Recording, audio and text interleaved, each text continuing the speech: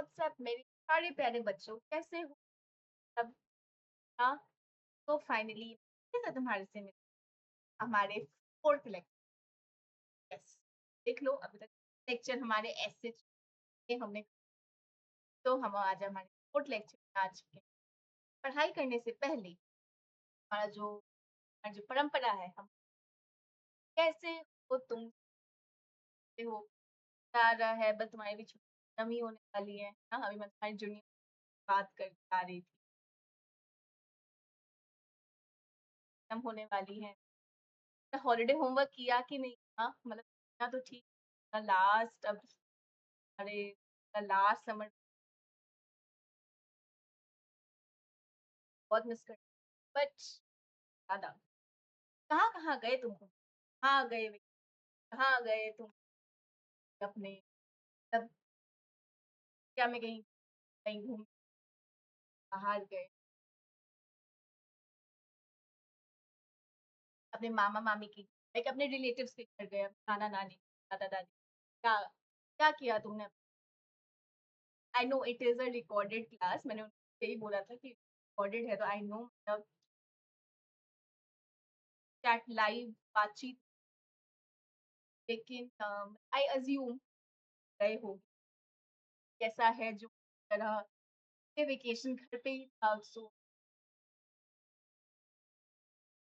बात नहीं, अभी टाइम आएगा, टाइम आएगा। तो आई होप तुम सब कोई बहुत अच्छे हो, बहुत मजेदार तुम लोगों ने खाना खाया होगा और अपने आग भी खाया होगा साथ साथ। हमारे पेरेंट्स बहुत चाह रहे होंगे कि अब बच्चों का स्कूल जाए, किसी को हमारी मम्मियाँ तुम्हारे पापा परेशान रहते होंगे, स्पेशली मम्मियाँ, अगर मैं बोलूँ परेशान रहती हूँ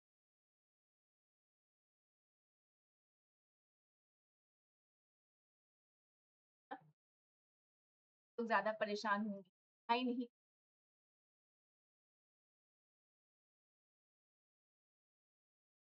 स्पेशली साइकोलॉजी के लिए तो मैं बिल्कुल टेंशन नहीं, मैं हूँ ना, I'm there, तो मैं सब करवाऊँ ना, एक एक चीज तो अभी तक हम पढ़ते आ रहे हैं वैसे ही सब कुछ हो जाएगा। साइकोलॉजी की तो टेंशन तुम, वो टेंशन तुम मेरे पे छोड़ो। ओके, तो अगर तुम जैसे पूछ हाउ आई एम, मतलब मैं यही सब चीजों में ये करना है वो करना है में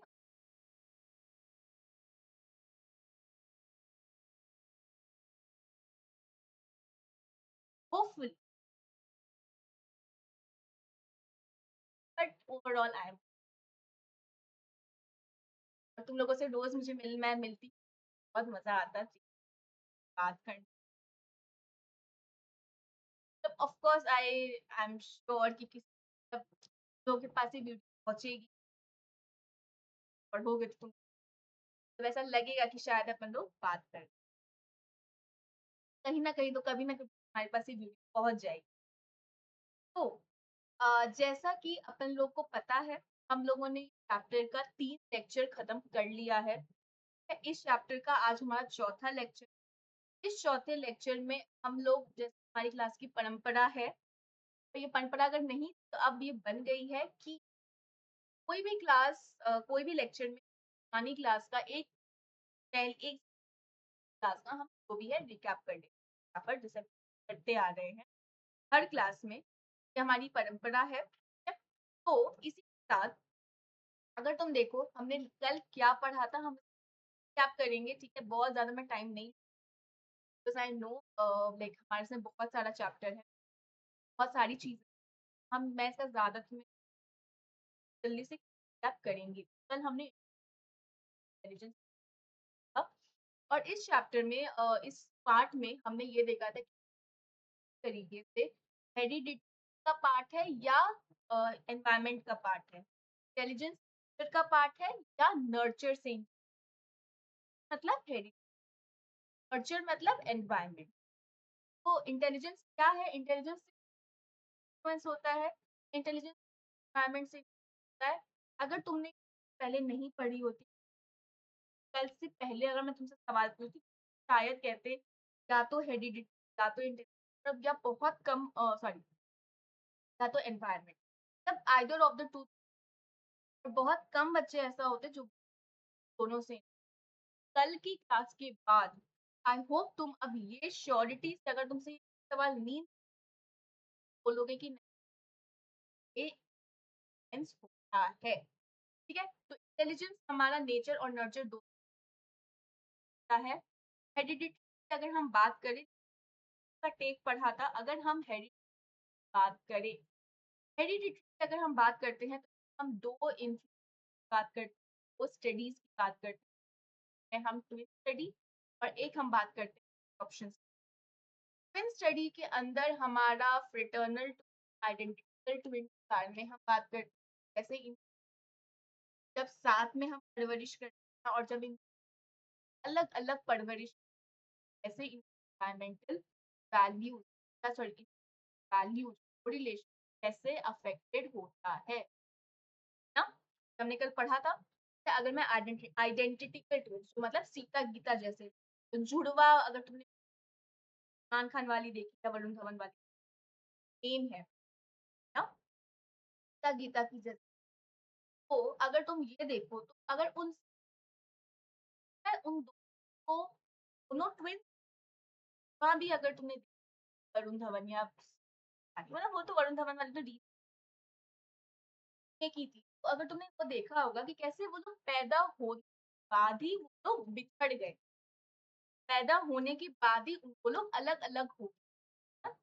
तो अगर तुम ये चीज जान के ये कि ये दोनों आइडेंटिटी, तो हम अलग अलग परवरिश करते हैं, दे आर रियर्ड अपार्ट, का जो एनवायरमेंट जो का जो कोरिलेशन 2.72 मतलब अच्छा खासा ही होता है। लेकिन जब यही दोनों आइडेंटिकल ट्विंस हमारा आइडेंटिकल साथ में पले बढ़ साथ में इनकी परवरिश एक घर में होती है, तो मतलब साथ में ही हर चीज करते हैं, साथ में ही खेलते हैं, साथ में ही परवरिश, तो इन लोगों की 0.90 है, जब अलग अलग कौन है आइडेंटिटी, वो है गीता। अगर मैं फ्रेटर्नल ट्विंस की बात करूं, फ्रेटर्नल ट्विंस जो होते हैं वो ऑलमोस्ट जैसे ही लगते हैं, ऑलमोस्ट लगते हैं, एग्जैक्ट कॉपी नहीं करते हैं, इसका नाम फ्रेटर्नल ट्विंस होता है। फ्रेटर्नल ट्विंस का जेनेटिक कब परसेंट होता है, लेकिन आइडेंटिटी कब कब 100%। आई होप तुमको ये चीजें प्रशांत सर ने पढ़ाई थी, उन्होंने तो जरूर पढ़ाई, पढ़ा कि नहीं पढ़ा वो तुम्हारा, तुम्हें याद है कि नहीं वो तुम्हारा है। पर अभी भी 11th में भी अगर तुम साइंस के, शायद ये भी अभी बेसिक पढ़ाया। तो फ्रेटर्नल ट्विन अगर मैं देखूं, फ्रेटर्नल ट्विन को अगर तुम साथ में परवरिश, अगर वो एक ही में उनकी परवरिश हो रही है, तो का कोरिलेशन 0.6 होता है। लेकिन अगर इन ट्विंस को अगर तुम अलग कर दो, अलग अलग परवरिश, भाई यहाँ है, दूसरा भाई किसी और के घर परवरिश, का कोरिलेशन 0.35 या 37 होता है, यहाँ पे मेंशन है, मैंने हमारे पीडीएफ बताया, तुम जाती बहुत चीजें के बाद ब्रदर एंड सिस्टर नॉर्मल अपन लोग जो अगर हम बात करें, जब हम लोग साथ में हमारी परवरिश, हमारा कोड 0.50, अगर हम लोग अलग अलग हो जाए और अलग अलग होके हमारी परवरिश 0.25, अब तो हो गया ट्विन। अब आ जाते हैं हम एडॉप्शन। एडॉप्शन स्टडी का मतलब क्या मैंने बताया था, एडॉप्शन ये होता है कभी भी कोई बच्चा पैदा होता है ना, इंटेलिजेंस, कभी भी बच्चा बच्चा कोई पैदा होता है और उसको कोई और पेरेंट अडॉप्ट करने आता है, तो वो एडॉप्शन देख, तो एडॉप्शन स्टडी में हम ये देखना, जब बच्चा पैदा होता है, बच्चे का जो इंटेलिजेंस वो उसके बायोलॉजिकल पेरेंट वाले इंटेलिजेंस ऐसा मैच करता है। एडॉप्शन स्टडी का मतलब ये बच्चे का intelligence actually the same as biology, लेकिन ये हो गया तुम्हारा हेरिडिटी का खत्म।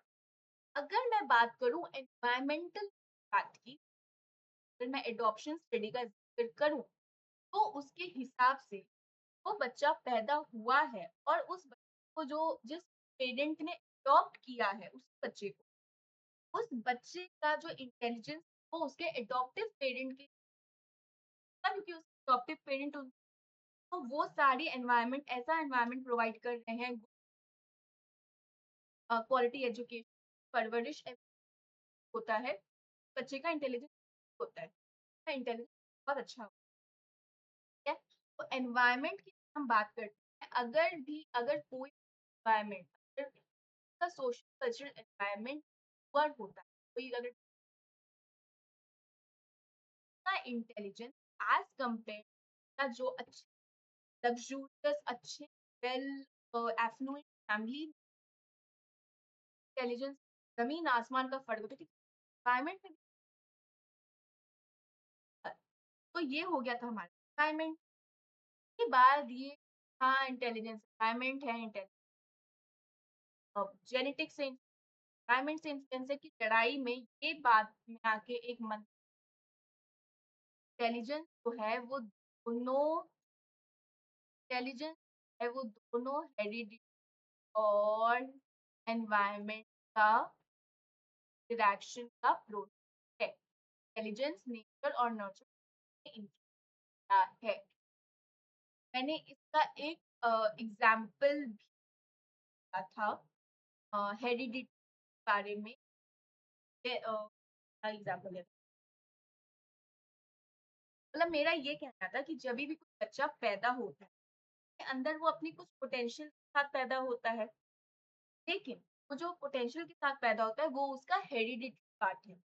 लेकिन जब वो जिस एनवायरनमेंट में उसको रखा जाता है, उस जिस एनवायरनमेंट में सेव किया जाता है, एनवायरनमेंट में परवरिश होती है, तो एनवायरनमेंट डेवलपमेंट में अपना चार चांद और निखार लाता है। ऑलरेडी बच्चा एक पोटेंशियल के साथ पैदा हो रहा है, लेकिन एनवायरनमेंट अपने टच, हाँ मैंने तुम्हें कोयले का एग्जाम्पल, यस मैंने टच से कोयले का एग्जाम्पल, जैसे कोयला है, कोयला कोल वो है, वो नेचुरली ब्लैक होता है ना, लेकिन वो उसका हेरिडिटी का उसके पोटेंशियल, हाँ उसके अंदर पोटेंशियल है, मतलब वो है कि मतलब वो कोई काम की चीज है। काम की चीज कैसे हम बनाते हैं उसको, नायाब चीज बनाते हैं, वो घिस, वो तपा के, वो काट के फिर बनाते हैं हम एज अ हीरा। कोयले से क्या बनता है, हीरा कैसे बना, कोयला अपने आप में उसका एक पोटेंशियल था, वो हुआ लेकिन उस हेरिडिटरी एनवायरनमेंट, एनवायरनमेंट का मतलब कोयले को काटना, कोयले को साफ करना, रगड़ना, चमकाना, वो हुआ एनवायरनमेंट का पार्ट। तो कोयला पैदा हुआ, कोयला पोटेंशियल था, वो उसका हेरिडिटी। वो हीरा किसने बनाया, एनवायरनमेंट, एनवायरनमेंट ने अपना पूरा फुल सपोर्ट उसको। वही एग्जांपल है बच्चे के साथ।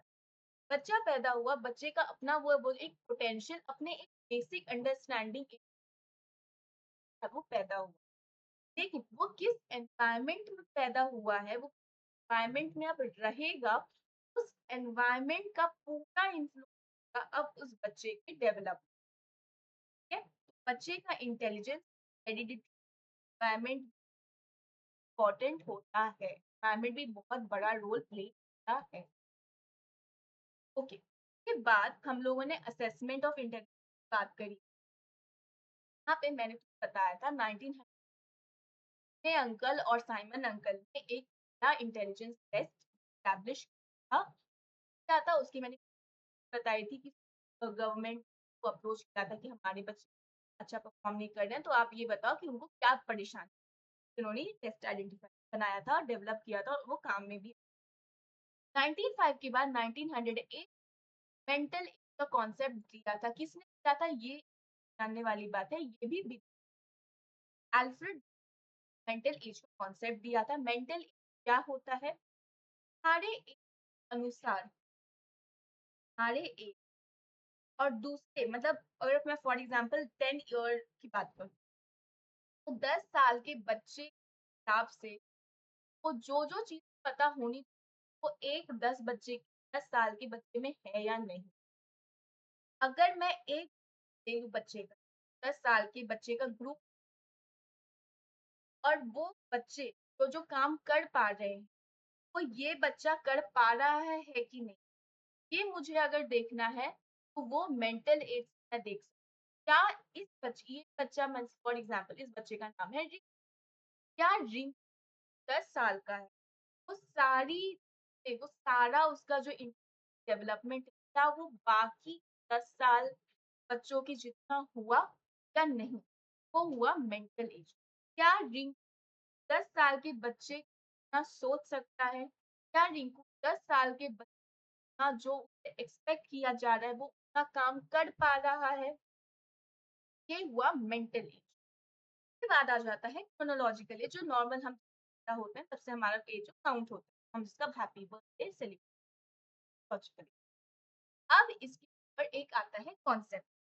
अगर मेंटल क्रोनोलॉजिकल ज्यादा है, ध्यान से सुनो क्या मैंने कहा, मेंटल क्रोनोलॉजिकल ज्यादा है तो तुम राइट हो, इंटेलिजेंट। लेकिन अगर तुम्हारा मेंटल लॉजिकल कम है, मतलब तुम अपने उम्र के हिसाब से तुम्हारा दिमाग कम है, दिमाग अगर मैं तुम्हें इंटेलिजेंस की बात करूँ, अब मैं तुम्हारी इंटेलेक्चुअल फंक्शनिंग की बात करूँ, अगर वो तुम्हारे क्रोनोलॉजिकल कम है, डल डल हो, तो के हिसाब से तुम्हारा दिमाग विकसित पाया है, अभी डेवलप नहीं उस 10 ईयर के उम्र के हिसाब।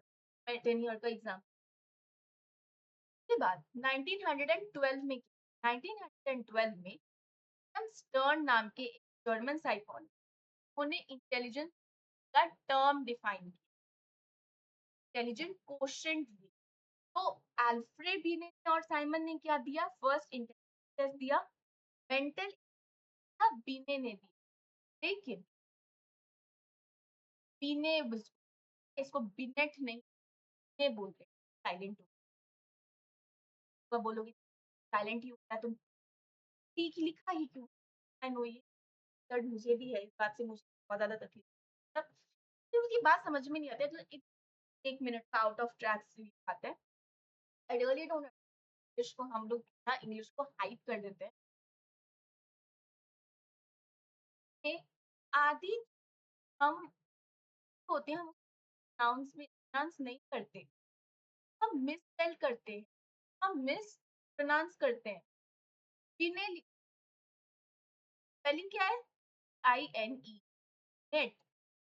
पढ़ने वाला तो भी नेट पढ़ेगा, लेकिन बोलते क्या है?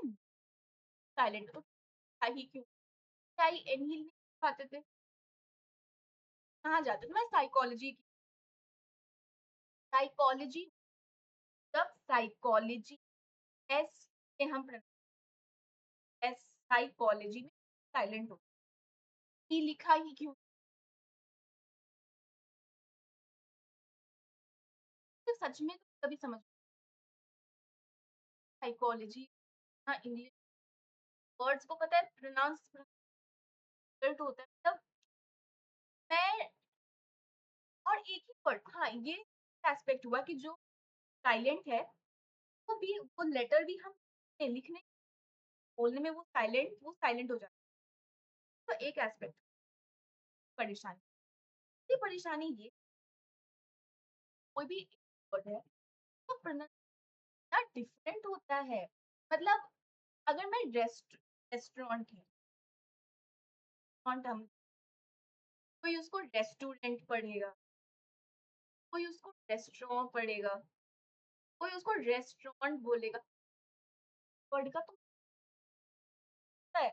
और उसके बाद अगर तुमने गलती से रेस्टोरेंट नहीं बोला, तुम अगर तुमने रेस्टोरेंट बोल दिया, सारा उसमें ऑर्डर कम हो जाता है।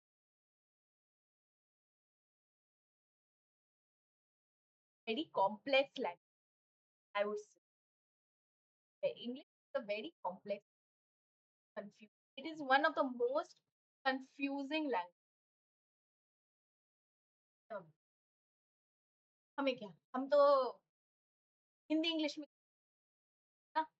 तो अगर मैं विलियम स्टर्न की बात करूँ तो विलियम, हाँ, तो एक क्वेश्चन मैंने क्या बोल रहा है, 1905 में बिनेगल और साइमन टेस्ली और 1980 मेंटल कॉन्सेप्ट बिने, लेकिन 1912 में इंटेलिजेंस क्वेश्चन का टर्म था, वो था विलियम। मैं इस चीज का एम्फसाइज कर रही हूँ और एक मेंटल एज और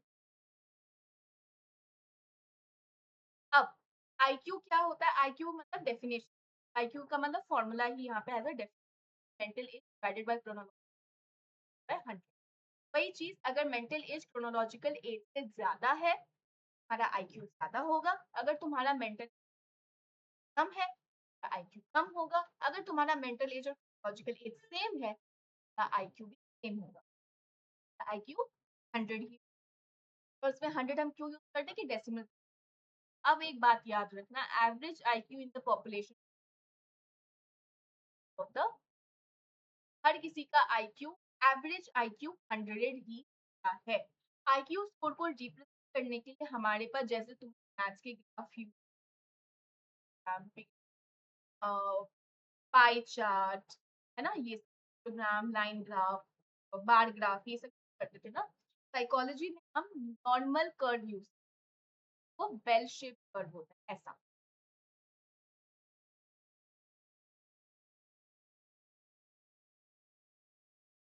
काम ही नहीं करता है। होता है बेल शेप में, बेल, बेल शेप ऐसा ही होता है टाइप का बन गया। हार्ड हिम्मत नहीं हारती हमारी अंकिता। तो ये बेल शेप बन गया। तो अगर ये देखोगे, आईक्यू स्कोर को हम नॉर्मल कर्व में रिप्रेजेंट, बेल शेप कर्व होता है, सिमेट्रिकल इन नेचर होता है। इसके यहाँ पे तुम देखो, यहाँ पे अब अगर इस ग्राफ को तुम ध्यान से देखो, यहाँ पे ये 90 टू 110 का जो ये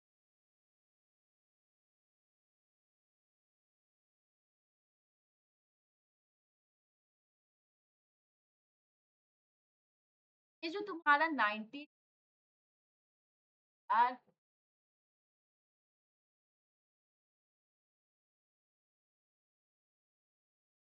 तुम्हारा 90 110 का जो ये, तो हम बोलते हैं एवरेज आईक्यू। क्या बोलते हैं इसको, एवरेज आईक्यू। मतलब almost percent of the population का आईक्यू इस 90 टू 110 के फॉल करता है। के बाद 70 कम, 70 से कम लोगों का जो आईक्यू वो परसेंट पॉपुलेशन का होता है, और 130 से ज्यादा जो का आईक्यू, वो भी उसका जो भी जो पॉपुलेशन, 70 कम का आईक्यू, लो आईक्यू 70, 70 से कम आईक्यू और 130 से ज्यादा आईक्यू, दोनों का जो पॉपुलेशन अलग अलग परसेंट बहुत रेयर होते हैं। कॉमन कौन होते हैं, 90 टू 110 वाले। ठीक है? अब बात, ये बात समझो, 70 से कम वाले हो, मैंने ये बात बताया था तुम्हें शुरुआत में, हम इंडिविजुअल बात करते, हर इंसान की इंटेलेक्चुअल कैपेसिटी, हर इंसान की कैपेसिटी सेम नहीं, पता है ना, सेम नहीं होती। किसका एवरेज आईक्यू होता है, कम आईक्यू होता है, किसका ज्यादा आईक्यू होता है। जिसका 70 से कम होता है उसको हम इंटेलेक्चुअली कहते हैं, और जिसका आईक्यू 130 से ज्यादा होता है उसको कहते हैं। हम बात हमने डिस्कस किया था कि इंटेलेक्चुअल डेफिशिएंसी क्या होती है। इंटेलेक्चुअल डेफिशिएंसी अगर तुम ध्यान से इंटेलेक्चुअल डेफिशिएंसी इंटेलेक्चुअल डिसऑर्डर जो लोग नॉर्मल लोगों काफ़ी मुकाबले काफ़ी चीज़ें बहुत सिम काफ़ी परेशानियाँ होती हैं। एक्चुअली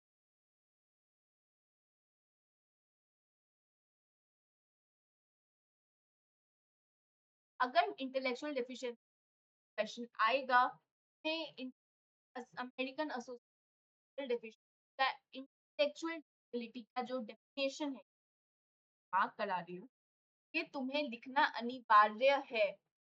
ये अनिवार्य मतलब समझ गए ना? कंपल्शन अगर तुमने नहीं लिखा इसके ऊपर तुम्हारे नंबर कट जाए। तो अमेरिकन एसोसिएशन ने इनका मतलब सब average general concurrent adaptive and manifest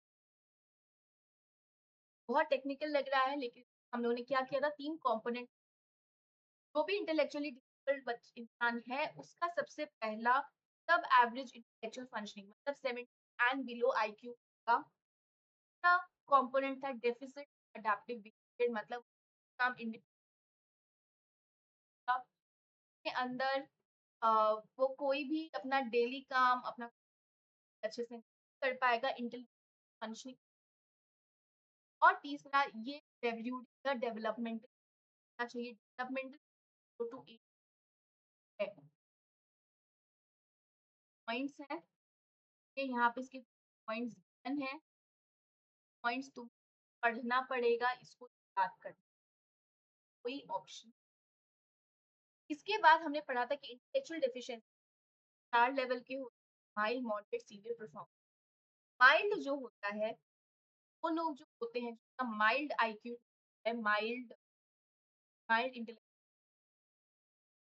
वो अपने बलबूते पे कर लेते हैं इतना उनमें से लेकिन ना उनके अंदर ये सारी चीज वो अपना जॉब अपनी फैमिली हर चीज को रिस्पॉन्सिबल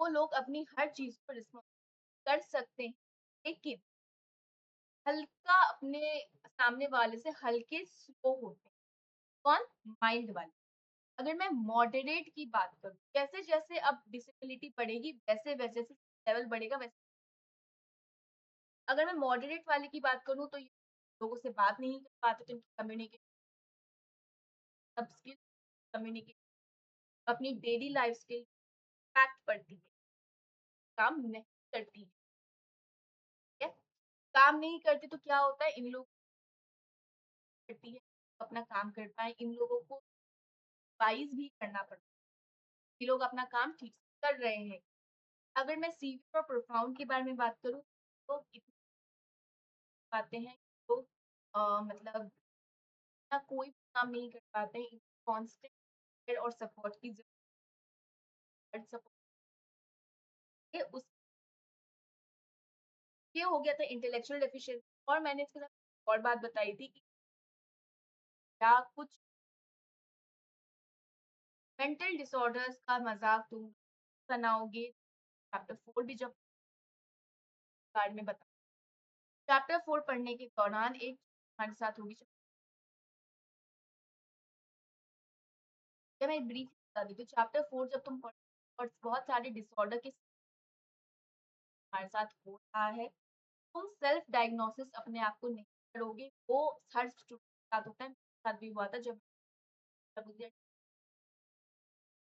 बात पे हम चैप्टर वो पढ़ेंगे टाइम पे उस बात में आएंगे लेकिन मैं बता दूं कोई भी इंसान को कोई भी ऑर्डर नेम से लेबल नहीं करेगा क्योंकि मेंटल डिसऑर्डर देखो एक थोड़ा सा टॉपिक होता है क्योंकि जब तुम किसी को मेंटल डिसऑर्डर के नाम से लेबल कर देते हो चाहे तुम एंशियस डिप्रेस तो तुम्हें तो हमेशा ओसीडी माना जाता है ओसीडी वाला ही भी है नहीं पता है तुमको डिसऑर्डर में क्या क्या होता है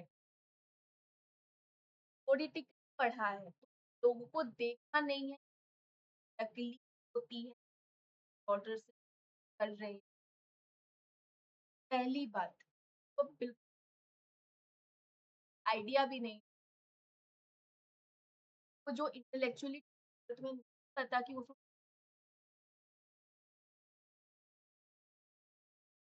क्या है, तुम्हें नहीं पता, जो भी एंशियस है या डिप्रेस वो एक्चुअली इतना परेशान होता है, तो वो एक्चुअली इतना परेशान रहता है अपने आप, वो नहीं चाहते हुए सारी बोलते हैं ना, तो भी ज़्यादा हाथ धोता है, जो ज़्यादा हाइजीन में ओसीडी एक्चुअली पता उसका रियल पिक्चर क्या है। और जब तुम देखोगे अपनी आँखों से ना, खुद तो तुम्हें दिखाई देगा कि तुम इतना गलत किसी को है। और जब तुम कभी किसी को लेबल कर देते हो ना, तेरे तो वाले तब वो इंसान अपने दिमाग में वो बैठा लेता है। वो नहीं चाहते हुए भी उस लेबल के अनुसार काम करने पता है तो आज पता करवा देती हूँ। अगर मैं तुम्हारे साथ अगर मैं ये हँसी कैसे बात करती हूँ, काफ़ी आज के दिन बहुत लोगों को वो लोग कोई भी कोई दुःख होता है उसको बोलते हैं, यार तू तो यार मैं तो डिप्रेस्ड हूँ। पता है डिप्रेशन क्या होता है? तो लोगों को नहीं देखा है डिप्रेशन के फीचर अभी तक। जब तुम किसी को डिप्रेशन में देखोगे ना, तुम इंसान बहुत ज़्यादा बहुत ज़्यादा उस इंसान के लिए बॉडी हेल्पलेस फील करोगे। वो इंसान को तुम्हारी सिम्पटम और हेल्पलेस पता होता है। तब हम जो पढ़ते हैं, पता वो रियल पिक्चर कैसी है। रियल पिक्चर ज़्यादा भयानक वजह से मेंटल डिसऑर्डर के नाम टैग किसी बात को लोग ऑलरेडी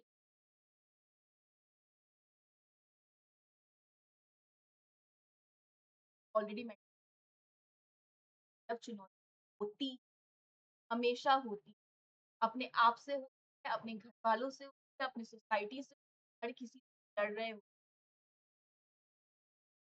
ऑर्डर के नाम पे कभी भी वालों को कभी भी हमारे एक तो शायद वैसा ही बन जाते हैं, वैसा बन जाएंगे, वहां से पूरा बॉडी कंट्रोल से अपने आप को वैसा की भी है। आई होप तुम इस बात को समझ। तो move on on a lighter note on तो ऑन अ लाइटर नोट बस इतना मैं कह रही हूँ ना, पढ़ाती हूँ आई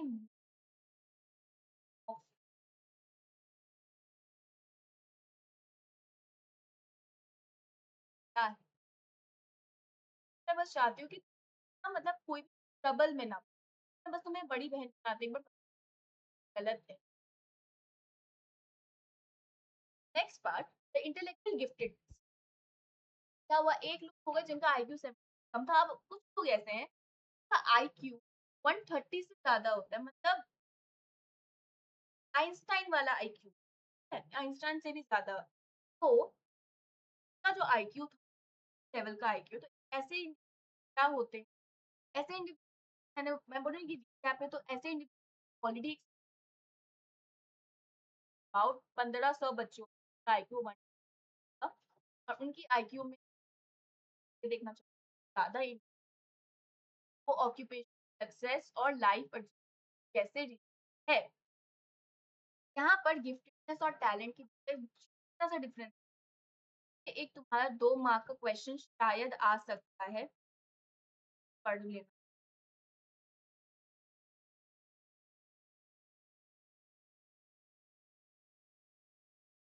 पर ना एक क्वेश्चन आ जाता है क्या होता है और टैलेंट क्या। फिटनेस मतलब जब तुम हर एक में हर फील्ड में तुम एक्सेल हो, हर फील्ड में तुम माहिर हो। जैसे देखिए अगर किसी ने यहाँ पे ये बोला कि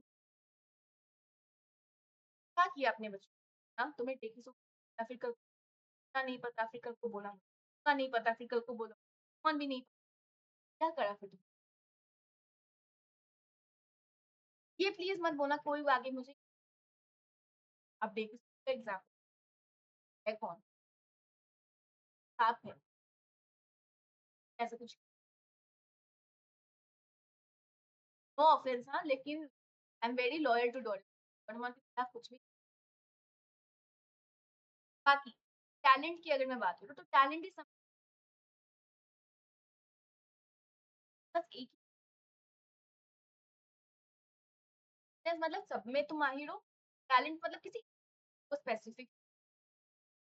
ओके, अब गिफ्टेड स्टूडेंट की अपने कुछ फीचर्स थे कि उनका अटेंशन स्पैन अच्छा होता है, वो कोई समझ जाते हैं, उनका अच्छा होता है, वो क्वेश्चन कोई भी काम अकेले करना, सब यहाँ पे लिखा हुआ है उन सब के लिए। तो ये तो क्योंकि लोग ऑल नॉर्मल सर्वाइव तो कर ही लेंगे, नॉर्मल स्कूल में एडजस्ट नहीं कर पाते हैं जस्ट बिकॉज की डिमांड्स इतने ज्यादा होते हैं कि उनको अलग एजुकेटर, अलग अटेंड हर चीज को अलग चाहिए एज कम्पेयर टू कॉमर्स। ठीक है, अगर हमें गिफ्टेड चिल्ड्रन का असेसमेंट करना है तो हमें सिर्फ टेस्टिंग, हमें बहुत सारी चीजें देखनी पड़ती हैं, का रिकॉर्ड हमें बात करनी से बात करनी पड़ती है, हर चीज है उसको हम कंप्लीट असेसमेंट। अब अगर मैं तुमसे टाइप्स ऑफ इंटेल आज हम टाइप्स ऑफ, अभी तक मैं बहुत इंटेलिजेंस कर रही थी, अब हम इंटेलिजेंस टेस्ट एक्चुअली देखेंगे, इंटेलिजेंस टेस्ट कितने तरीके, इंटेलिजेंस काफी तरीके, अब हम उसको हम ब्रीफली अच्छे से पढ़ते हैं। इंटेलिजेंस काफी टाइप्स की, अब वो टाइप्स क्या है, वो टाइप्स काफी क्लासीफाई उस पे किया हुआ है। एक होता है कि कैसे हम उसको एडमिनिस्टर कर रहे हैं, कैसे हम उसको मतलब कैसे हम एडमिनिस्टर को इंडिविजुअल ग्रुप, उस टेस्ट की कंटेंट क्या है, मतलब उस टेस्ट में क्या है, का अंदर क्या है, बेसिस पे उसको मतलब क्लासिफाई करते हैं। तो होता है वर्बल परफॉर्म या नॉन वर्बल नेचर कैसा आइटम है। तो बेसिकली वो क्लासिफिकेशन मोड ऑफ एडमिनिस्ट्रेशन होता है कंटेंट ऑफ टेस्ट। तो मोड ऑफ एडमिनिस्ट्रेशन कैसे उसको एडमिनिस्टर कर, टेस्ट को कहाँ कैसे एडमिनिस्टर कर रहे हो या ग्रुप। और दूसरा क्लासिफिकेशन है content of test item, nature of test item, test test items हैं, वर्बल है, नॉन वर्बल है, परफॉर्मेंस है। अभी तुम्हें शायद आ सकता है, ऐसे समझाऊंगी तुम्हें, ठीक है, चाहे जो भी का टाइप, हर इंटेलिजेंस टेस्ट एक कल्चर क्या नाम है, हर इंटेलिजेंस है वो कल्चरली हो, can be judged as either culture fair और कल्चर बायस। हम जब भी टेस्ट पर्पस टेस्ट हम तो हमारे एक पर्पस पे हो, अगर हमें एक टेस्ट है एक ही इंसान पे करना तो हम इंडिविजुअल टेस्ट लेंगे, लेकिन अगर हमें वही टेस्ट बहुत सारे लोगों पे, अब देखो कल्चर फेयर और कल्चर बायस्ड क्या, कल्चर फेयर मतलब हर कल्चर में वो टेस्ट रेलेवेंट, उसका कल्चर या कल्चर फेयर या कल्चर की टेस्ट हम, कल्चर फेयर मतलब हर टेस्ट वो जो स्पेसिफिक कल्चर जो है वो हर कल्चर रेलेवेंट होगा इरिस्पेक्टिव ऑफ द कल्चर, कोई फर्क नहीं पड़ेगा वो अफ्रीकन कल्चर है, वो वेस्टर्न कल्चर है, वो इंडियन कल्चर है, इंडियन कल्चर है, वो जापानीज कल्चर है, वो कल्चर है, नो मैटर व्हाट, वो हर कल्चर में वो काम करेगा ऑन कल्चर पे। लेकिन कल्चर बायस्ड, नाम ही बता रहा है कल्चर बायस्ड, वो एक पर्टिकुलर कल्चर से एलिमेंट का वो दूसरे कल्चर में नहीं चलेगा। अगर मेरा इंडिया का टेस्ट है वो मेरा इंडिया का टेस्ट कल्चर बायस्ड है। मेरा इंडिया का टेस्ट अगर मैंने उसको कल्चर में है तो कल्चर बायस्ड, और वो सिर्फ इंडिया में ही पॉपुलेशन के। मैं अफ्रीका उसको मैं जाके जापान में नहीं कर सकती, तो मैं जाके वेस्टर्न में नहीं कर सकती। मैं applicable कल्चर फेयर ऐसा समझो, box box socks socks size होता है, कोई भी पहन सकता है, वो हुआ कल्चर। लेकिन कल्चर बायस मतलब एक ड्रेस है, उस ड्रेस का एक टैग है लार्ज, तो वो लार्ज वही लोग बस पहन सकते हैं, वो लोग लार्ज फिट आती, यही हुआ इसका मतलब। सिंपल सा है, वो टेस्ट एक कल्चर बना है, वो उस कल्चर के लिए रेलेवेंट है, वो और कोई कल्चर का वो कल्चर बनता है। और जो टेस्ट हर कल्चर में मूव कर जाए वो कल्चर।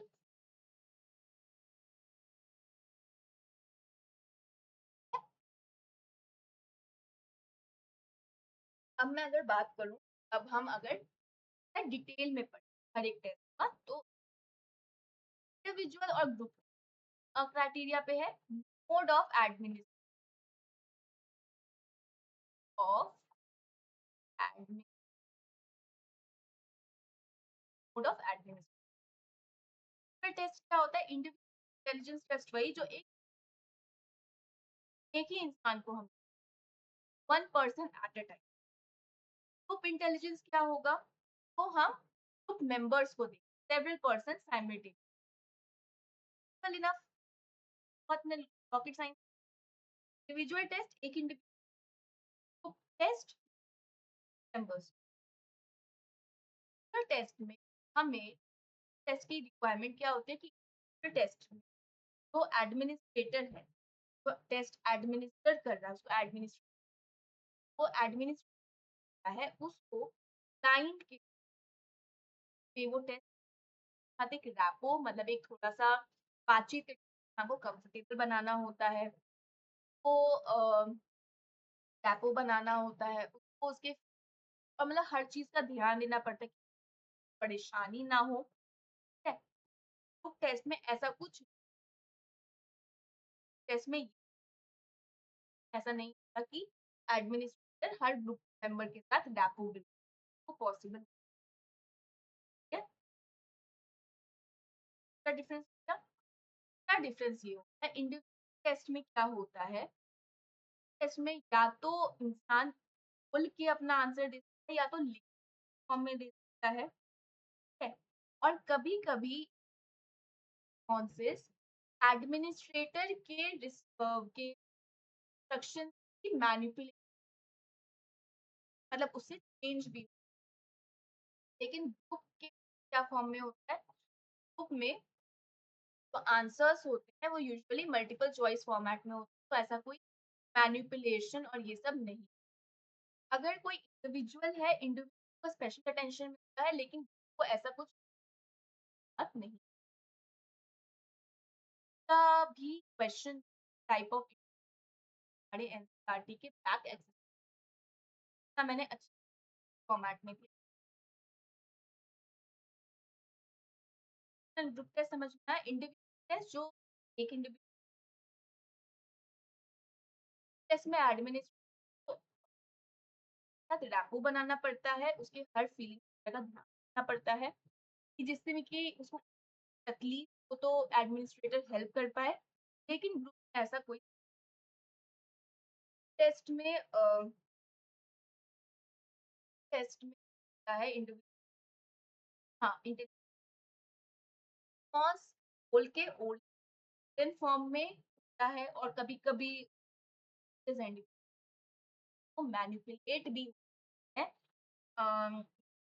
एडमिनिस्ट्रेशन में, ऐसा नहीं टेस्ट देते हैं वो मल्टीपल चॉइस आंसर, तो इंडिविजुअल का ऐसा नहीं होता है, उसको हम बोल के भी आंसर दे पॉसिबल नहीं। एडमिनिस्ट्रेशन पहला समझ में आया टेस्ट। के अंडर आता है मोड ऑफ एडमिनिस्ट्रेशन। अब आ जाता है verbal, non verbal and performance. इसमें बच्चों को काफी प्रॉब्लम होती है टेस्ट की, non verbal and performance. But इसको मैं, ये वाला जो टेस्ट है, वाला जो टाइप है, अंडर आता है कंटेंट ऑफ आइटम।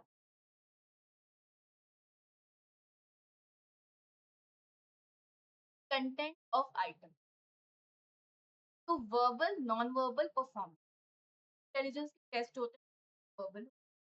उस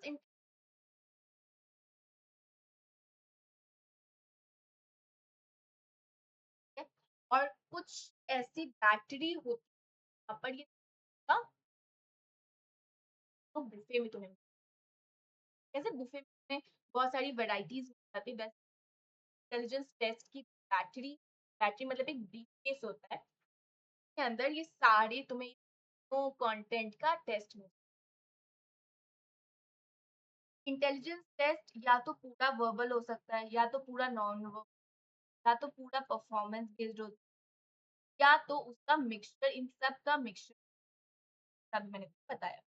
अब सबका हम टाइप समझ, वर्बल मतलब यहाँ पे वर्बल टेस्ट का मतलब यहाँ पे जो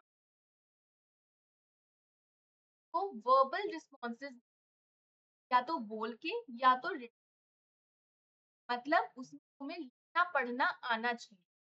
क्या तुम्हें लगता है कि वर्बल टेस्ट अनपढ़ लोगों के साथ हम यूज कर सकते हैं? पढ़ना लिखना आता है क्या, टेस्ट यूज कर सकते हैं? तो वर्बल टेस्ट की एक बहुत बड़ी लिमिट है कि इसको हम सिर्फ लिटरेट इंसान जो सिर्फ पढ़ सकते हैं, समझ सकते हैं, के साथ ही हम इसको बोलोगे। वर्बल वाले को तो हम तो लोग नहीं पढ़ लिख सकते, कर सकते, हम ही उनको सिखा देंगे, कर सकते हैं। लेकिन क्या होता है, जब हम कोई चीज वाले को समझाएंगे, हम अपनी समझ से वो उसमें लिखा है, वो वर्ड टू वर्ड उसको नहीं समझा है, तो जैसे वो बायसनेस आ जाएगी रिस्पॉन्स में, तुम्हारा एक्यूरेसी नहीं, ऑथेंटिसिटी। एक मैंने खुद पढ़ा, ऐसा समझो, एक मैंने खुद पढ़ा, फॉर एग्जाम्पल एक बुक, एक अच्छी, मुझे पढ़ना लिखना आता है, मैंने वो पढ़ी, मैंने बुक पढ़ के अपना समझ, अब जैसे मेरी फ्रेंड है, वो बुक, बट मैं उसको समझा रही हूँ, शायद मैं उसको तरीके से ना समझा पाऊँ जैसा वो लिखा हुआ है, समझ में आ रही, तो थोड़ी सी ऑथेंटिक ऊपर नीचे हो जाएगा। तो वर्बल टेस्ट क्या होता है, जहाँ पे हमें का वर्बल रिस्पॉन्स, टेस्ट आइटम है उसका हमें वर्बल रिस्पॉन्स, आइदर ओरली और रिटन, की वजह से वर्बल टेस्ट सिर्फ और सिर्फ यूज हम कर सकते हैं। ठीक है, अब अगर मैं नॉन वर्बल, वर्बल समझ में आया, अब तुम नॉन वर्बल पे, तुम्हें क्या लगता है वर्बल कल्चर बायस्ड है या कल्चर फ्री? कल्चर बायस्ड, बहुत सारे कल्चर्स में पढ़ाई लिखाई नहीं। अब आ जाते हैं हम नॉन वर्बल। नॉन वर्बल क्या होता है, नाम जैसा suggest, non verbal, non verbal मतलब यहाँ पे वर्बल, वर्बल की कोई भी वर्बल आइटम नहीं, नॉन वर्बल टेस्ट में illustration as a test item. थोड़ा इलस्ट्रेशन का मतलब दीदी क्या, थोड़ा इलस्ट्रेशन, एक non verbal test classic example है आरपीएम। याद है इसको अभी हमने पहले कहाँ पे इसको हमने किया था, पास मॉडल, याद है पास मॉडल, तभी हमने तो रेवंस प्रोग्रेसिव टेस्ट है, वो नॉन वर्बल टेस्ट का एक एग्जांपल,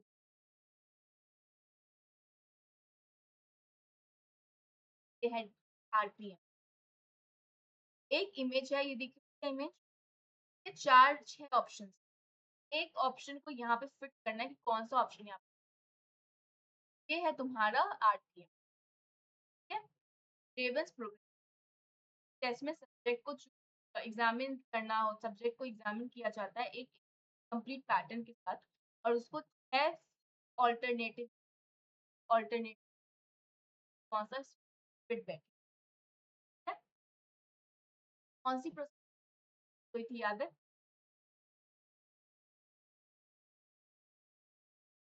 कौन सी प्रोसेस? साइमल्टेनियस बहुत अच्छी बात। क्लास अच्छे से सुनते हो ना, तो अटेंटिवली क्लास सुनते हो, एनर्जी क्लास रखते हो तो मैं दीदी केस नहीं कर सकते फिर से मैं मजाक में भी नहीं एक्चुअली एक बार लेक्चर अगर थोड़ा सा भी कोई डाउट होगा नॉन वर्बल समझ में आया, वर्बल समझ में आया, नॉन वर्बल में क्या कोई भी लिखना पढ़ना नहीं होता, नॉन वर्बल में सिर्फ ऐसी पिक्चर इलिस्ट्रेट। क्या नॉन वर्बल कल्चर फेयर है या कल्चर बायस्ड है? Culture fair.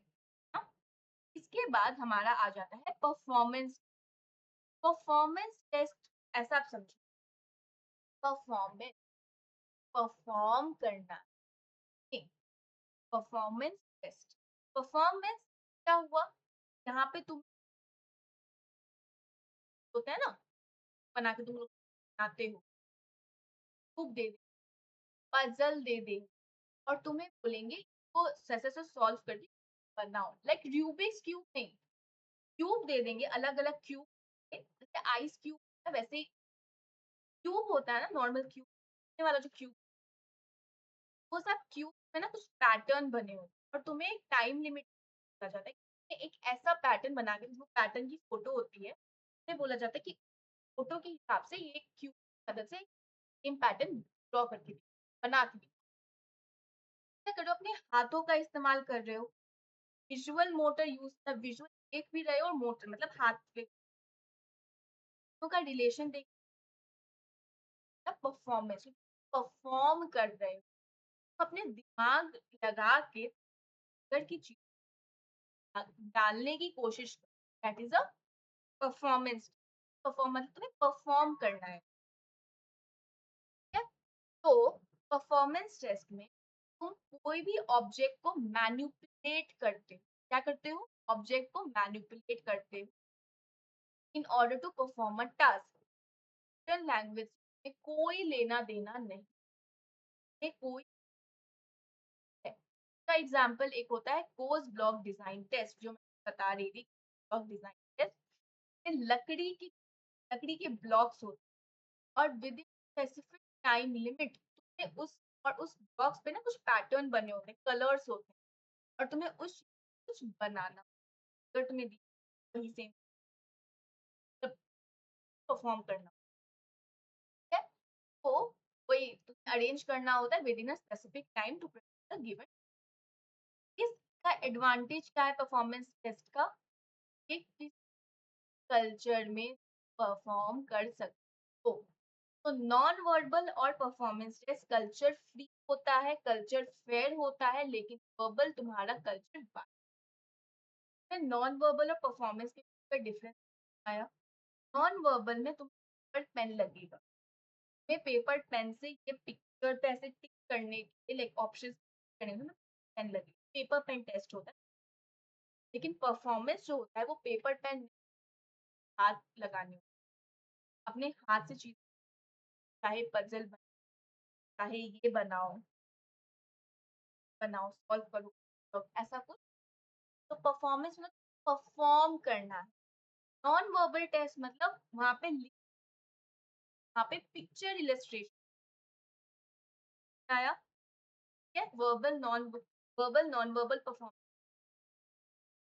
टाइप्स ऑफ पूरा टेस्ट समझ में आ गया। अब यहाँ पे अपन लोग का टेस्ट समझ में आ गया, अब हम लोग कल्चर फेयर और कल्चर बायस,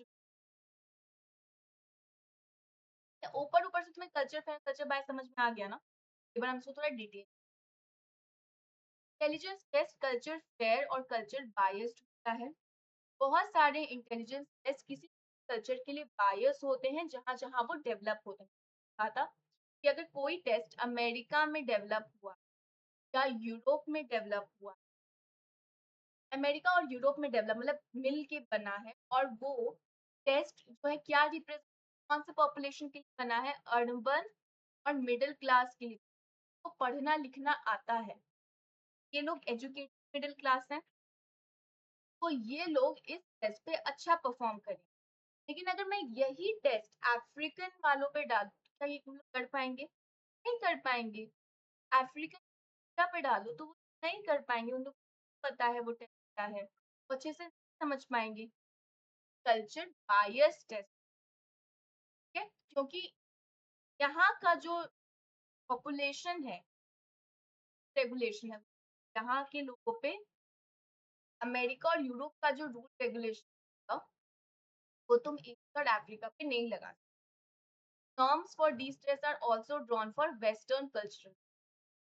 तो norms में समझ में आ है ना एक बैक कर गया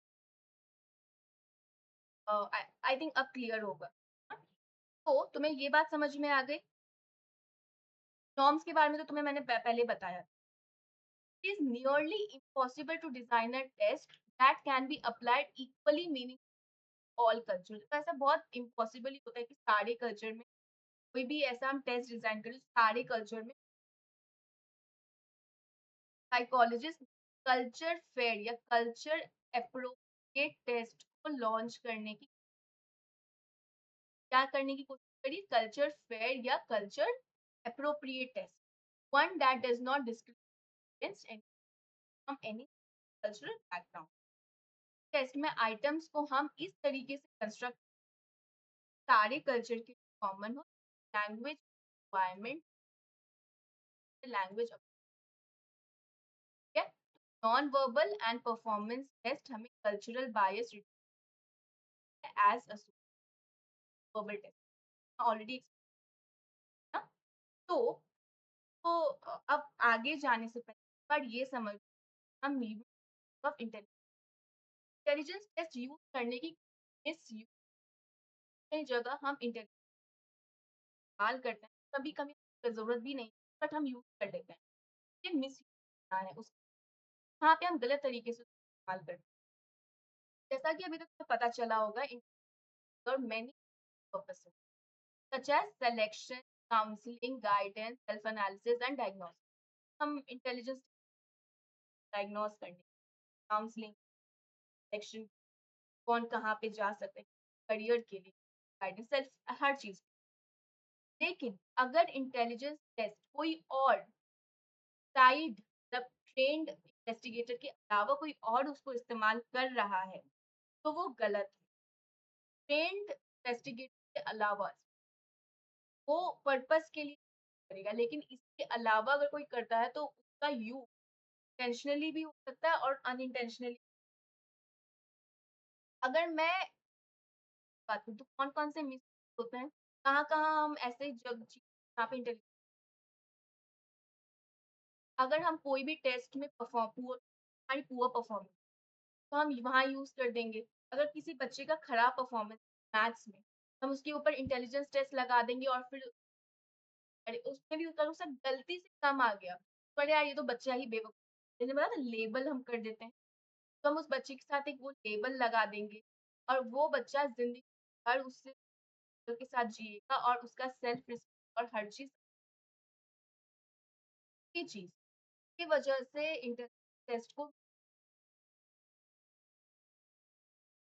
हम सामने वाले कर सकते हैं और elders in practices partiality test को भी हम एडमिनिस्ट्रेट करेंगे अगर वो क्या होता है कभी-कभी मिडिल क्लास और हायर क्लास के लिए बायस्ड होता है जैसे मैंने बहुत सारे टेस्ट मिडिल क्लास और हायर क्लास के लिए बायस्ड होते हैं बस वो लिख के पढ़ने वाले हो उस टेस्ट को अगर हमने मिडिल वालों पे कर दिया तो वो बायस्ड हो जाएगा और उसकी वजह से इन लोगों का आईक्यू हम अंडर तो ऐसा तो है नहीं कि जो गाँव गाँव वगैरह के लोग का आईक्यू कम होता है हम अंडर एस्टिमेट लोग का आईक्यू कम होगा एक और मिसयूज ना मिसयूज आईक्यू जो हम इंटेलिजेंस हमारा पोटेंशियल को मेजर नहीं करता और प्रैक्टिकल साइड ऑफ इंटेलिजेंस को भी मेजर नहीं, और ये भी नहीं देखता है ना हम अपने लाइफ में सक्सेस हमें मिल सकती है, सब चीजें ज्यादा नहीं, बट फिर भी हम इंटेलिजेंस हर चीज में, बट ये सब इसके प्रैक्टिकल एप्लीकेशन है, और जो इस ओवरलुक ही करना हो, ठीक है। तो यही मैं कह इसलिए लोग यही कहेंगे इंटेलिजेंस टेस्ट को बहुत सोच समझ और उसके डेटा को बहुत सोच समझ इस्तेमाल करना चाहिए। अब आगे अगर हम बढ़े इंटेलिजेंस टेस्ट इन इंडिया की अगर मैं बात करूँ, एसएम उन्होंने ना इंडिया में इंटेलिजेंस टेस्ट डेवलपमेंट करने में एक पहल शुरू का कदम रखा था, इंटेलिजेंस कंस्ट्रक्ट करने के लिए हिंदी एनसीआर कहाँ पे 1930 एसएम ने एक पहला अटेम्प्ट रखा था जहाँ पे उन्होंने इंटेलिजेंस टेस्ट को करने के लिए 1930 में अपनी पहल की जी। एक थे सीएच राइस, नाम थोड़ा ठीक, सीएच राइस, ठीक है। तो उन्होंने क्या अटेम्प्ट किया था, जो बिने का टेस्ट था यार 1905 में उन्होंने पहला बिने का स्टैंडर्डाइज, उस बाद में स्टैंडर्डाइज हुआ बहुत बार। इन्होंने क्या किया, इन्होंने बिने के टेस्ट को और पंजाबी में मतलब इन लोगों ने कोशिश करी कि बिने के टेस्ट को हम और पंजाबी में भी कर सकते, अपने इंडिया में इसको अगर हमें करना है तो हम कैसे करेंगे, तो वैसे ही उसी टाइम पे हलम का नाम शायद मिस प्रोनाउंस करने से बेहतर है, मिस्टर एम जो इन्होंने क्या किया, इन्होंने जो बीए का टेस्ट, इन्होंने भी बीए टेस्ट को वॉली में स्टैंडर्डाइज करना है। अटेम्प्ट्स ये थे कि इंडियन रिसर्चर का कोशिश क्या थी कि वेस्टर्न टेस्ट को हम इंडियन कॉन्टेक्स्ट स्टैंडर्डाइज करने की, इंडियन लैंग्वेज बनाने की, है। तो अटेम्प्ट्स यही थे made by Indian develop Indian norms for some Western tests in RPM way, Alexander Parsalon, Q and postdoc design. Indian researcher के अटेम्प्ट्स क्या थे, इंडियन रिसर्चर की क्या थी, वो यही वेस्टर्न टेस्ट है, वेस्टर्न टेस्ट सब की नॉर्म्स बनाने इंडियन पॉपुलेशन में काम आ सके। कौन कौन से टेस्ट, आरपीएम पर में फिगर दिखाई थी ये वाली, टेस्ट का नॉर्म इंडिया में बने, base bachelor adult intelligence test scale, इसका भी क्या कि में अलेक्जेंडर पासलॉन्ग, ये परफॉर्मेंस टेस्ट है। ग्रुप कंस्ट्रक्शन पास ये भी परफॉर्मेंस टेस्ट, और स्कोर्स ब्लॉक डिजाइन ये भी हमारा परफॉर्मेंस, सबके नॉर्म्स तुम इंडिया में बनाओ, ये इंडियन रिसर्च का टेम्पलेट। लौंग और मेहता, लौंग और इलायची नहीं, लौंग मेहता, लौंग एंड मेहता, तो उन्हें एक हैंडबुक करके, हैंडबुक थी मेजर हैंडबुक। इस हैंडबुक में 103 टेस्ट थे, इंडिया में बहुत सारे लैंग्वेजेस में अवेलेबल, तब उसमें लिस्ट थी 103 इंटेलिजेंस, इंडिया में बहुत सारे लैंग्वेजेस अवेलेबल। तो मेहता, लॉन्ग और मेहता ने एक बाद बहुत सारे टेस्ट या तो डेवलप करे थे इंडिया में, या उन्होंने कल्चर को स्टैंडर्डाइज किया था। Indian of tests have either been up or adapted from western culture।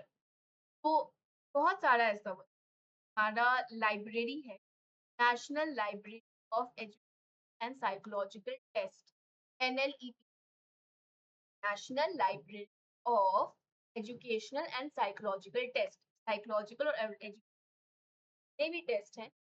एक नेशनल लाइब्रेरी यहाँ पे आरटी कैंपस दिल्ली में, आरटी कैंपस जो है वो दिल्ली में, वहां पर इस लाइब्रेरी, टेस्ट की लाइब्रेरी, जहाँ पर सारे इंडिया का स्टोर है, सारे इंडियन और टेस्ट की रिव्यू, ये टेस्ट ऐसा भी होना चाहिए, इस टेस्ट में होना चाहिए, ये सब के लिए भी हैंडबुक्स प्रिपेयर हुई। एनएलईपी शायद में सारी हैंडबुक्स अपने पास ये लाइब्रेरी में handbooks, intelligence, aptitude, personality, attitude, test related. Also Bhatia की battery, Bhatia battery of performance quite popular. Bhatia battery जो है काफी पॉपुलर, और इसको हम ज्यादा यूज करते हैं, हमें काफी ज्यादा। पर मैं टेस्ट डेवलप, कौन कौन से टेस्ट डेवलप हुए इंडिया में? अगर मैं वर्बल और परफॉर्मेंस की बात करूं, वर्बल मतलब क्या पढ़ना होता है, एक टेस्ट है CIE verbal group by Uday Shankar, Uday Shetty नहीं, Uday Shankar, Uday Shankar. CIE verbal group of test है, क्या है? उदय शंकर। फिर एक है group test of general mental एस जल, फिर ग्रुप टेस्ट ऑफ इंटेलिजेंस है प्रयाग मेहता ने, प्रयागराज नहीं, प्रयाग मेहता। एक बिहार टेस्ट ऑफ इंटेलिजेंस वो अब ऐसा है। फिर एक group test of intelligence by bureau of psychology, वो इलाहाबाद में है। फिर एक इंडियन अडेप्टेशन है स्टैनफोर्ड बिनेट, स्टैनफोर्ड बिनेट अभी तक 5 edition, Indian adaptation edition, Stanford Binet edition था, इंडियन अडेप्टेशन कुलशेखर कृष्ण। और एक टेस्ट ऑफ जनरल मेंटल है हिंदी में, तो एम नाम याद रखिए। अगर test types of intelligence test के बारे में क्वेश्चन आ जाए, या इंटेलिजेंस टेस्टिंग के क्वेश्चन आ जाए, तो तब ब्रीफ एक दो का नाम याद कर, ठीक है? अगर मैं परफॉर्मेंस की बात करूं, IE non verbal group of intelligence, Bhatia battery of test है, draw a man test by Pramila Pathak, and adaptation of bachelor adult performance base, adult performance intelligence. Bachelor base जो है इंटेलिजेंस के अंदर दो कंपोनेंट, एक होता है नॉन वर्बल, मतलब परफॉर्मेंस वाला जो है वो परफॉर्मेंस भी, परफॉर्मेंस वाला जो है का अडेप्टेशन के एस आर राम रामालिंगवा स्वामी। तो ये सारे तुम्हारे ग्रुप टेस्ट पढ़ने, ठीक है? सारे ग्रुप टेस्ट थे। सारा आज मैंने ग्रुप टेस्ट में पढ़ा दिया है, और इसी के साथ हमारा जो ये कल वाला जो चैप्टर वो भी हमने ना, मैंने आज में बहुत मैंने कम पढ़ाया है, ज्यादा रिकैप में टाइम हम ज्यादा रिकैप करा हमने कल का, बट आज का हमारा बहुत पोर्शन ऐसा था, तो इतना ही आज हम पढ़ेंगे। कल्चर एंड नया सेक्शन नए क्लास में शुरू, ठीक है? तो हमारा जो 5th लेक्चर होगा ना, उस अभी तक के लिए 4 लेक्चर। आई होप तुम्हें टाइप ऑफ इंटेलिजेंस आ गया होगा, वर्बल नॉलेज आ गया होगा ना? अगर तुम्हें डाउट हो, तब मैं अगर कोई अच्छा ठीक, यहाँ तक हम लोग जितना खत्म, आज हमारा 4th खत्म हो गया है। हमारे जूनियर्स को भी अभी मैं पहले ये बता रही थी, अगर तुम्हें पढ़ने कोई भी चीज ज्यादा डाउट है, पढ़ने से रिलेटेड प्रॉब्लम है, अलावा कोई तकलीफ, और इस चैनल खास तरह का इंस्टा आईडी और मेल आईडी दोनों गिवन पे अप्रोच करोगे, तो I will directly have a one on one, मैं तुम्हें as as soon as earliest as possible मैं तुम्हें कोई डिले नहीं दे, तो अगर तुम्हें कोई तकलीफ हो बता। ऑल्सो डाउट रिलेटेड मैंने एक चीज, तो मैं तुम्हें अभी देखो, कभी भी ना मत सोचो कैसा डाउट है, डाउट हमेशा उसी इंसान को होता है, जो इंसान पढ़ता है। जब उस इंसान को याद देखो 2 चीज़ पढ़ी तुम्हें समझ आ गई, अगर तुम्हें समझ में नहीं आई तभी तुम्हें डाउट हो रहा है उस चीज़। तो कोई भी डाउट सेम नहीं हो, यार यार ये कैसा डाउट है? डाउट डाउट होता है और कोई भी डाउट तुम तो मेरा फर्ज़ बनता है कि मैं उस डाउट को तुम्हारा क्लियर कर दूँ, ठीक है? तो अगर कोई भी डाउट है, तुम मुझे कमेंट सेक्शन में लिखो, अगर कोई भी डाउट है तो कर दो, मुझे मेल करो या माइंड शास्त्र की करो मुझे, तो मुझे इंस्टा पे मेल मैसेज करो या माइंड शास्त्र के इंस्टा पे तुम बस तुम अपने डाउट जब तुम्हें अपने डाउट्स हैं, ये कोई प्रॉब्लम है, तब मुझसे आके आई विल हेल्प एंड तो प्लीज मत समझो कि एजुकेटर ऐसा मुझे एजुकेटर वाला तक मुझे हमेशा तुम तगमा दो कि हाँ एक पढ़ा रही और हम उनसे अपनी चीज़ शेयर कर सकते बेझिझक शेयर कर सकते मैं तुम्हें वर्टियस सामने से मेरे से कुछ करोगे बस ये बात याद रखना बात मेरे तक है तुम शेयर करी मैंने सुनी वो मेरे तक ही रही और मैंने तुम्हें वापस मेरे से बात वो बाहर बाहर नहीं जाएगी कभी नहीं बात की श्योरिटी बात की गारंटी है तुम्हें कहते ना कपड़ा खरीदने तुम पूछो ना क्या इस कपड़े की गारंटी है ना कि कलर नहीं जाएगा कलर लीक आते भी कोई भी मसला है तुम मुझे तो इसी के साथ अपन लोग अब हम लोगों की 4th क्लास की अब ये कल्चर एंड इंटेलिजेंस हम अपने 5वें लेक्चर में लेंगे ठीक है तो तुम्हारे जितनी हमारी जो 12th वाली जो वीडियोस है वो तुम्हारी उसकी बनाने मैं बताना फिर मैं तुम्हें बता देती हूँ लेक्चर में